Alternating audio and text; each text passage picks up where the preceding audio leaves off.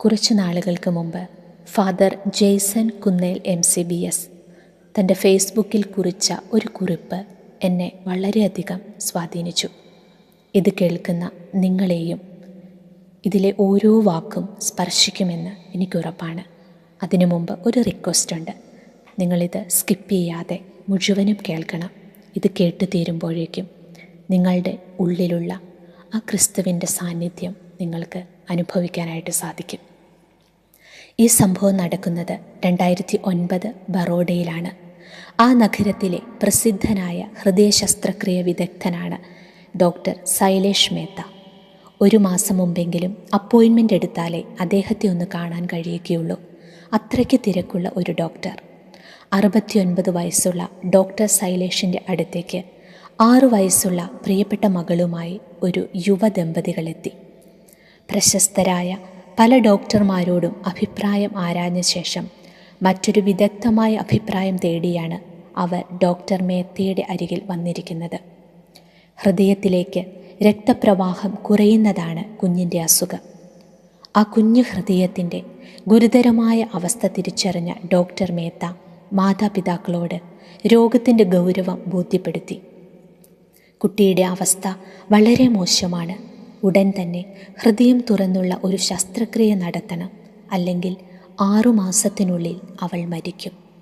Operation നടത്തിയാലും 30% വിജയസാധ്യതയെ ഞാൻ കാണുന്നുള്ളൂ.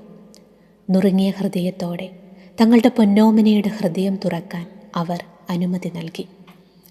കുട്ടി ആശുപത്രിയിൽ അഡ്മിറ്റായി. ഓപ്പറേഷനുള്ള തീയതിയായി. നഴ്സുമാർ 6 വയസ്സുകാരിയെ ഓപ്പറേഷൻ തിയേറ്ററിലേക്ക് കൊണ്ടുപോകാൻ ഒരുങ്ങുന്നു. ഡോക്ടർ മേത്ത ആ റൂമിലേക്ക് ചെന്നു.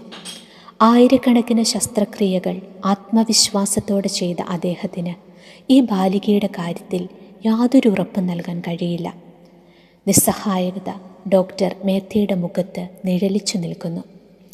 ഇതിനിടയിൽ 6 വയസ്സുകാരിയും 70-നടുത്തെത്തിയ ഡോക്ടറും തമ്മിൽ ഒരു സംഭാഷണം നടന്നു. ഡോക്ടർ മേത്ത: മോളെ, എങ്ങനെയുണ്ട്? പേടിക്കാനൊന്നുമില്ല, എല്ലാം ശരിയാകും. ബാലിക: എനിക്ക് സുഖം ഡോക്ടർ അങ്കിൾ, പക്ഷേ എനിക്ക് അങ്കിളിനോടൊരു ചോദ്യമുണ്ട്. ഡോക്ടർ മേത്ത: എന്താണത്? ബാലിക: എല്ലാവരും പറയുന്നു എൻ്റെ ഹൃദയം തുറന്നുള്ള ഓപ്പറേഷനാണ് ഇന്ന് നടക്കുന്നതെന്ന്. ഡോക്ടർ അങ്കിളെ, എൻ്റെ ഹൃദയം മുഴുവൻ തുറക്കുമോ?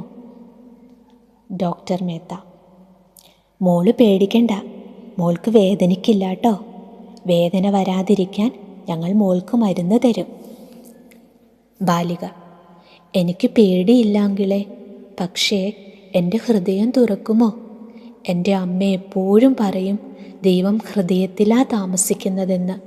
അതുകൊണ്ട് അങ്കിള് എൻ്റെ ഹൃദയം തുറക്കുമ്പോൾ ദൈവം എൻ്റെ ഉള്ളിലുണ്ടോ എന്ന് ഒന്ന് നോക്കുമോ?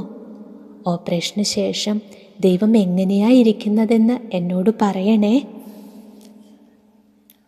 ഡോക്ടർ മേത്ത നിശ്ചലനായി. എന്തുത്തരം പറയണമെന്നറിയാതെ അദ്ദേഹത്തിൻ്റെ മുഖം വിളറി. എങ്കിലും മനസ്സില്ലാ മനസ്സോടെ സമ്മതം മൂളി. ശസ്ത്രക്രിയയ്ക്ക് സമയമായി. ഡോക്ടർ മേത്തയുടെ നേതൃത്വത്തിൽ വിദഗ്ധ മെഡിക്കൽ സംഘം ഓപ്പറേഷൻ തിയേറ്ററിനുള്ളിലും നിറകണ്ണുകളോടെ സർവ്വദൈവങ്ങളോടും പ്രാർത്ഥന യാചിച്ചുകൊണ്ട് ആ യുവദമ്പതികൾ പുറത്തും. ഓപ്പറേഷൻ ആരംഭിച്ചു. ക്ലോഗിങ് പ്രതിഭാസം മൂലം, അതായത് രക്തം കട്ടപിടിക്കുന്ന അവസ്ഥ. ഇതുമൂലം ഹൃദയത്തിലേക്ക് രക്തം വരുന്നില്ലായിരുന്നു.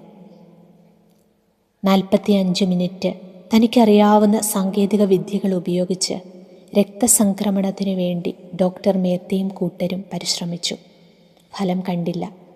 40 വർഷം നിരവധി രോഗികളെ ജീവനിലേക്ക് കൊണ്ടുവന്ന ഡോക്ടർ മേത്ത നിസ്സഹായനായി. കുഞ്ഞിത മരണത്തോടടുക്കുന്നു.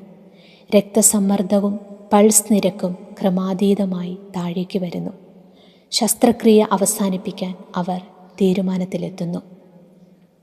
ഓപ്പറേഷന് തൊട്ടു മുമ്പ് ബാലിക പറഞ്ഞ കാര്യങ്ങൾ അദ്ദേഹത്തിൻ്റെ ഓർമ്മയിൽ തെളിഞ്ഞു. സ്വതവേ വികാരങ്ങൾക്ക് അടിപ്പെടാത്ത ഡോക്ടർ മേത്തയുടെ കണ്ണു നിറഞ്ഞു. കൈകൾ കൂപ്പി ഡോക്ടർ ഇങ്ങനെ പ്രാർത്ഥിച്ചു: ദൈവമേ, എൻ്റെ അറിവിനും കഴിവുകൾക്കും ഈ കുഞ്ഞിനെ രക്ഷിക്കാൻ കഴിയില്ല. ഈ കുഞ്ഞ് അമ്മയും വിശ്വസിക്കുന്നു അങ്ങ് ഹൃദയത്തിൽ വസിക്കുന്നവനാണെന്ന്. ദൈവമേ, അങ്ങ് ഹൃദയത്തിൽ വസിക്കുന്നവനാണെങ്കിൽ ഈ കുഞ്ഞിനെ രക്ഷിക്കണം. കണ്ണീരും കൂപ്പിയ കരങ്ങളുമായി അല്പം മാറി നിന്ന ഡോക്ടർ മേത്തയുടെ സമീപത്തേക്ക് സഹസർജൻ ഓടി വന്ന് പറഞ്ഞു, ഡോക്ടർ, രക്തസംക്രമണം ആരംഭിച്ചിരിക്കുന്നു. അവർ ഓപ്പറേഷൻ പുനരാരംഭിച്ചു. നീണ്ട 4.5 മണിക്കൂർ നീണ്ട ഓപ്പറേഷന് വൻ വിജയമായി. ദിവസങ്ങൾക്കകം ബാലിക പൂർണ്ണ ആരോഗ്യവതിയായി. അതുവരെ അത്ഭുതങ്ങളിൽ വിശ്വസിക്കാത്ത ഡോക്ടർ മേത്ത പറയുന്നു, എനിക്ക് മനസ്സിലാക്കാൻ സാധിക്കാത്ത എന്തോ ഒന്ന് അവിടെ സംഭവിച്ചിരിക്കുന്നു. ഡോക്ടർ മേത്തയുടെ ജീവിതത്തിലെ ഒരു വഴിത്തിരിവായിരുന്നു ഈ സംഭവം.